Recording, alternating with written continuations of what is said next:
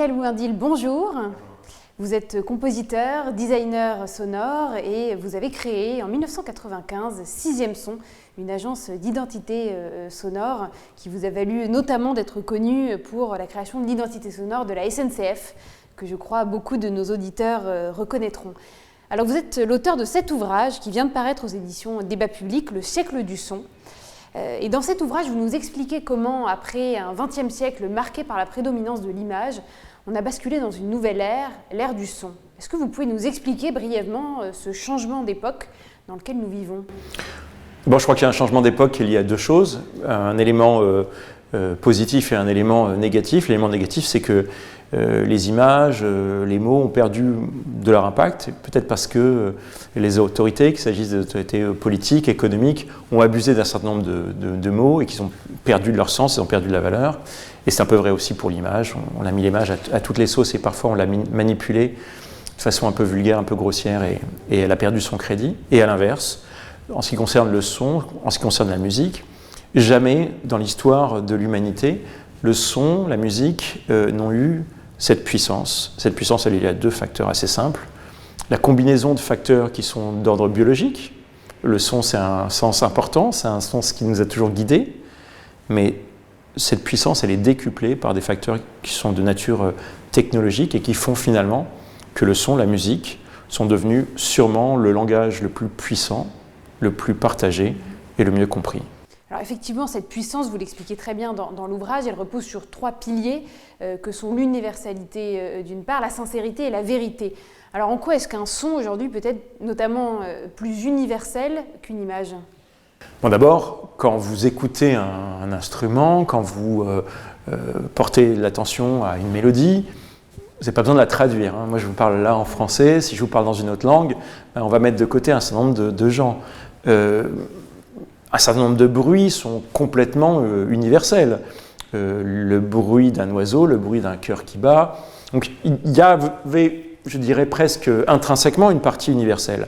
Le fait qu'aujourd'hui, un même contenu à travers les plateformes de streaming soit partagé par des milliers, des millions, voire des milliards de gens, ça crée une autre forme d'universalité. Quand vous avez un langage qui devient universel, sa portée est clairement décuplée, son pouvoir aussi. C'est la base de cette nouvelle universalité. Et alors cette nouvelle universalité, pour vous, elle doit absolument motiver et convaincre les entreprises notamment de s'emparer de cette dimension sonore qui a peut-être été marginalisée dans les stratégies des entreprises pendant un moment. Et alors c'est très intéressant, dans votre 4e chapitre, vous mettez en garde les entreprises en leur disant « Attention, l'erreur s'agissant de ces sujets-là, si vous faites une identité sonore bâclée ou qui ne soit pas suffisamment sincère, et j'en reviens un petit peu aux piliers cardinaux que vous décriviez dans le livre, ça peut être très dangereux et très néfaste pour l'image. Est-ce que vous pouvez nous expliquer un petit peu pourquoi est-ce que l'erreur est si préjudiciable dans le champ sonore ? D'abord, il y a une question de culture. On est dans une civilisation, on est dans une époque qui, en tout cas jusqu'à présent, a prêté une importance essentielle aux mots. Choisir le bon mot pour les hommes de pouvoir, qu'il s'agisse du pouvoir économique ou du pouvoir politique, c'était essentiel. On voit bien que certaines attentions particulières, des moyens parfois très conséquents, ont pu être consacrés à trouver 2-3 mots. Un slogan, on en connaît la portée. Et puis la musique, c'était jusqu'à présent un élément d'illustration. C'était une sorte de vernis souvent émotionnel. Le message n'était pas là. En réalité, il y a une confusion. La musique, le son, c'est pas un vernis. C'est même pas une illustration. Et de plus en plus, parce qu'il y a cette nouvelle universalité, parce qu'il y a cet impact redoublé du son et de la musique, le son et la musique constituent un message en soi.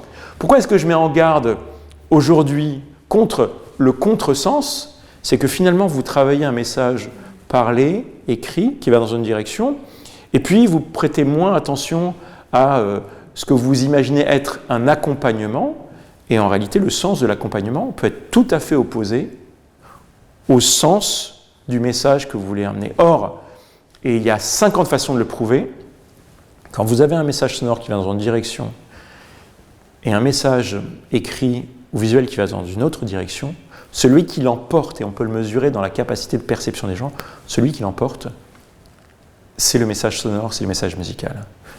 Un exemple très simple, vous mettez un film publicitaire, vous changez la musique, il va complètement changer de sens. Cette capacité de la vérité musicale à l'emporter, c'est ce qui doit amener les dirigeants, il s'agit des dirigeants politiques, qui ont besoin de son dans leur propre communication, les dirigeants économiques, ceux qui s'occupent des marques, à se rendre compte que dans un monde qui perd de l'attention visuelle, qui perd de l'attention aux mots, qui perd de la compréhension sur ces éléments-là, la puissance du son, la puissance de la musique est finalement ce qui peut les sauver, en tout cas sauver leur message. Et alors cette puissance, elle est doublée d'une rentabilité record, c'est ce que vous expliquez aussi dans l'ouvrage, c'est qu'en investissant sur le son, on crée un effet de levier infiniment plus important que dans n'importe quel autre investissement. Est-ce que vous pouvez détailler un petit peu cette idée-là? Alors, il y a beaucoup de façons de l'expliquer. Je vais essayer de me concentrer peut-être sur deux éléments.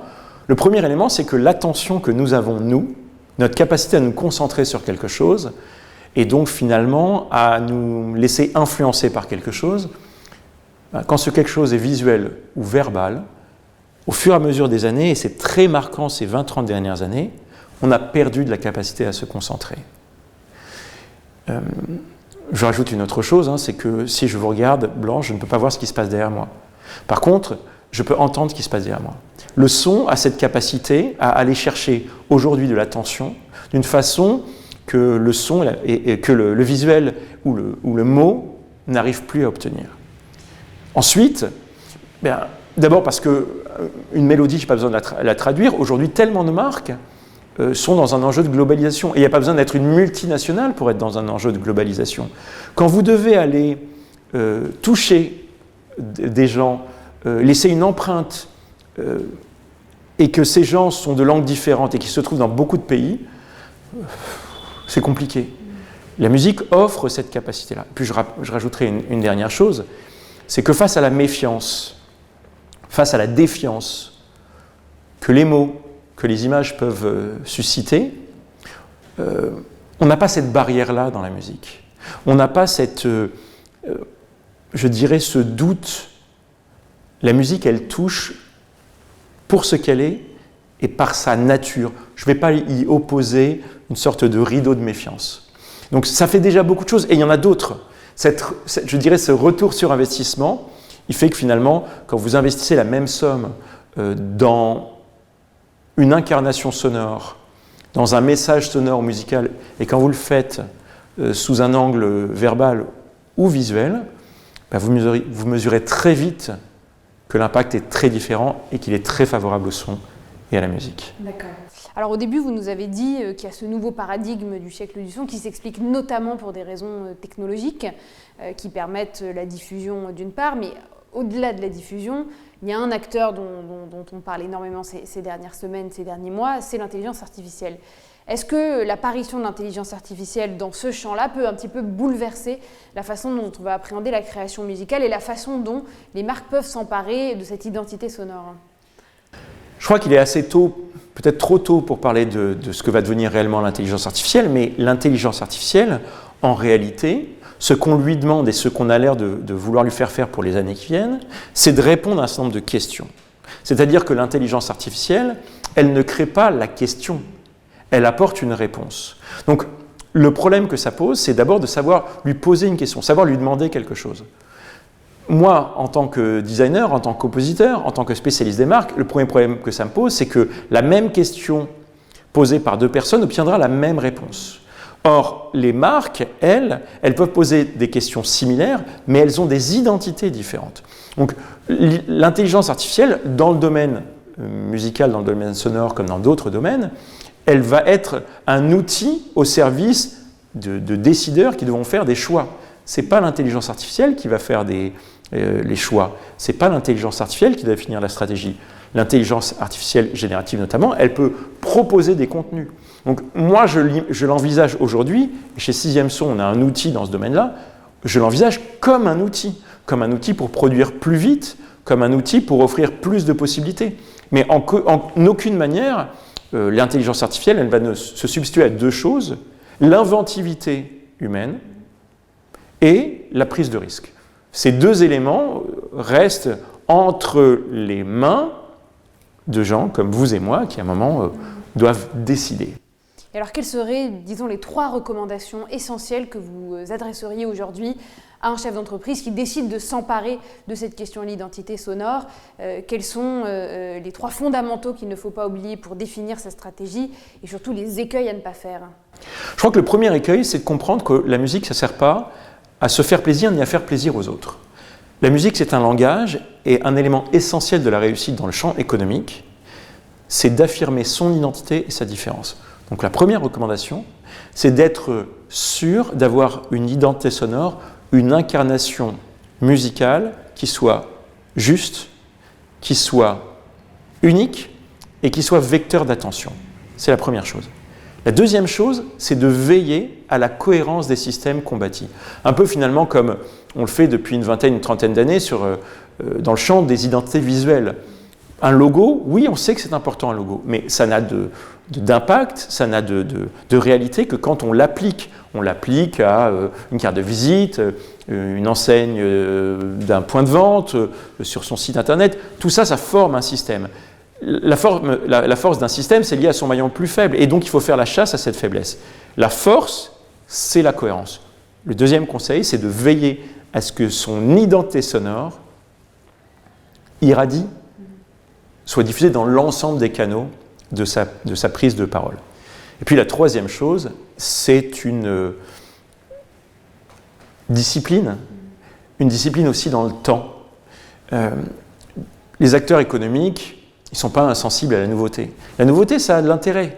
La nouveauté, c'est là pour nourrir un complément d'attention.